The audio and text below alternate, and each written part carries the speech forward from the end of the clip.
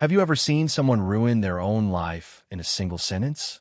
My college roommate Jake was dating this girl Mia, who everyone adored. Smart, funny, gorgeous, the whole package. They were that couple everyone envied. Together since freshman orientation. Always laughing at inside jokes. Planning their future together. 3 years strong and heading toward the marriage conversation. But Jake had a wandering eye and absolutely zero self-control when it came to attention from other women. Jake would wait until Mia had an evening class and invite different girls over to study. The walls were thin and there definitely wasn't much studying happening. I confronted him once, and he swore it was just harmless flirting, that he'd never actually cheat on Mia. I didn't buy it, but it wasn't my relationship to police. By junior year, Jake would text other girls while Mia was asleep next to him. He'd disappear at parties for suspicious amounts of time. Jake was smart enough to cover his tracks, deleting messages, using private browsing, the whole 9 yards. Senior year, Mia started talking about moving in together after graduation. He nodded along enthusiastically whenever she brought it up, but privately told me he wasn't sure he was ready for that level of commitment. Meanwhile, Jake had developed a particular interest in this new bartender at our regular dive bar downtown. Every time we went there, Jake would find excuses to approach the bar alone, lingering wait along for someone, just ordering drinks. One night, during finals, our entire friend group was at Murphy's celebrating the end of exams.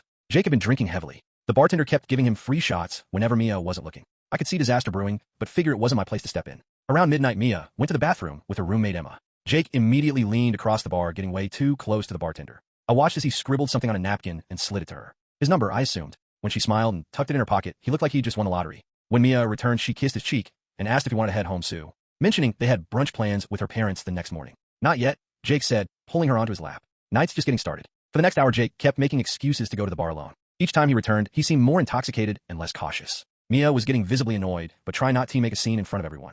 Around 1:30 a.m., the bartender announced last call. As people started settling tabs and gathering their things, Jake's phone buzzed on the table. Mia glanced down instinctively and froze. The notification preview showed a message from someone named Blue Bartender that read, "My shift ends at 2. Meet me out back." Mia picked up the phone, her face unreadable. Jake was in the bathroom and had no idea what was happening. Without hesitation, she unlocked his phone. Apparently, she knew his password. As we all watched in uncomfortable silence, Mia scrolled through his messages. With each swipe, her expression hardened. When Jake returned to the table, she was still looking through his phone, tears silently streaming down her face. Jake's face drained of color as he realized what was happening. "Mia, I can explain," he started, panic rising in his voice. "You can explain?" Mia's voice was ice cold. "Please explain to everyone here how you've been sleeping with my sister for the past year." The entire table went silent. "What? I never," he stammered, looking around frantically. "That's crazy. I would never." "Really?" Mia turned the phone around, showing a conversation with someone saved as "Don't answer." The messages were explicit, discussing their last hookup when Mia was visiting her parents. Jake's eyes widened as he realized there was no way out. "It was a mistake," he blurted.